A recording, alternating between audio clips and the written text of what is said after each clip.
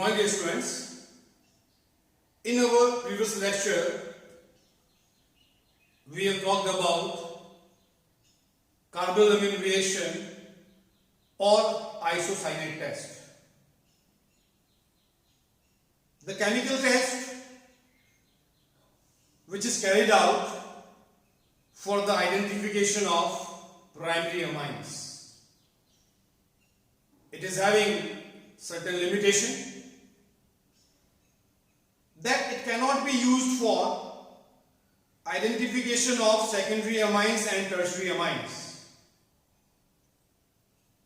So if the three different samples of primary amines, secondary amines and tertiary amines are provided, then by the help of carbonyl reaction or isocyanate test, we can only identify primary amines. It is not applicable for secondary and tertiary amines. If sample of primary and secondary is given, then it is useful. If sample of primary and tertiary amine is given, then it is useful. But if we want to identify all the three types of amines at the same time, then carbonyl reaction or isocyanate test cannot be used. So what can we do in this situation? In this situation, we can go for Hinsberg test. The Hinsberg test, which is carried out in presence of Hinsberg reagent, can be used to identify the presence of primary amines, secondary amines and tertiary amines at the same time. So let us talk about the Hinsberg test. So before we start, let me explain you the structure of Hinsberg reagent. In Hinsberg's test, we will be using Hinsberg reagent. And what is Hinsberg reagent? Benzene ring with SO2 and Cl. That is C6H5SO2Cl is called Hinsberg reagent. Now we will use this reagent for identification of primary amines, secondary amines and tertiary amines. So let us start with the primary amines. The general representation of primary amines is RNH2. Nitrogen atom is having 2 hydrogen atoms. So here benzene sulfonyl chloride, which is also called Hinsberg reagent, will react with primary amines, as primary amines are having 2 hydrogen atoms. So one of the hydrogen atom of primary amines will react with Cl of benzene sulfonyl chloride or Hinsberg reagent, as a result of which HCl gas is removed. And the remaining part will be added to the sulfur atom.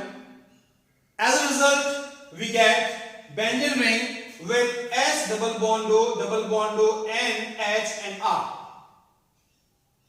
as the compound. Now this compound is called N-alkyl benzene sulfonamide. If you remember, what are amines? What are amines? Amides are C double bond O NH2 group. So similarly here we are having S double bond O with a nitrogen atom. So here we can use term sulfonamide because alkyl group is there over the nitrogen atom. So compound is named as N-alkyl benzene sulfonamide. The product obtained will be insoluble, or we will get precipitate of N-alkyl benzene sulfonamide. So Hinsberg reagent reacts with primary amines. As a result, we obtain a precipitate or an insoluble compound. Now, in N-alkyl benzene sulfonamide, we are having one hydrogen atom which is attached with nitrogen atom. This hydrogen atom is acidic in nature or it is active H, because it is attached with electronegative group, that is nitrogen, sulfur, oxygen atom and the benzene ring. So this hydrogen atom can be removed in the form of H plus ion if presence of base is there. So this compound, due to presence of acidic hydrogen atom, will react with aqueous KOH. So acidic H from here and OH from here will be removed in the form of H2O. As a result of which we will obtain potassium salt of N-alkyl benzene sulfonamide, which is insoluble. Which is soluble. So how primary amines react?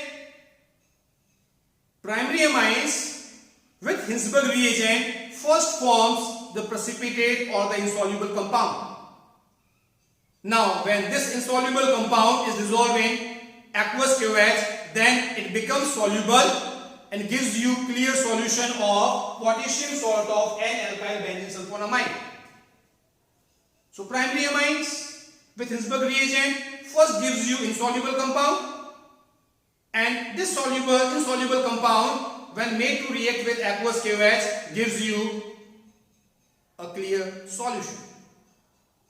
So precipitate get dissolves in aqueous KOH. Now let us talk about reaction with secondary amine. Secondary amine is having general representation as R2NH. We are having one hydrogen atom attached with the nitrogen atom in secondary amine. So same type of reaction will take place between Hinsberg reagent or benzene sulfonyl chloride and secondary amine. The hydrogen of the amine will react with Cl and will be removed in the form of HCl, as a result of which we will obtain N, dialkyl benzene sulfonamide, because there are two alkyl groups present over the nitrogen atom. Again, this is an insoluble compound, so we will obtain a precipitate. So secondary amine with Hinsberg reagent forms precipitate or insoluble compound. Now in this compound, which is named as N, dialkyl benzene sulfonamide, does not have acidic hydrogen atom or active H atom.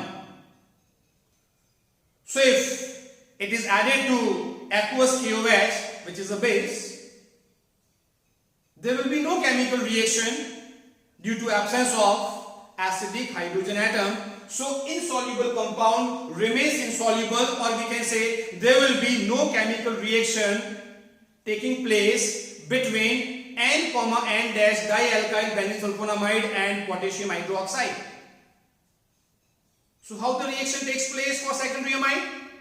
Secondary amines reacts with benzene sulfonyl chloride or Hinsberg reagent to gives you a precipitate.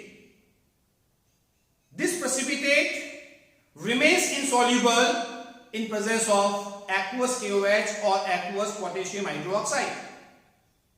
Now let us move to tertiary amine. Tertiary amine can be generally represented as R3N.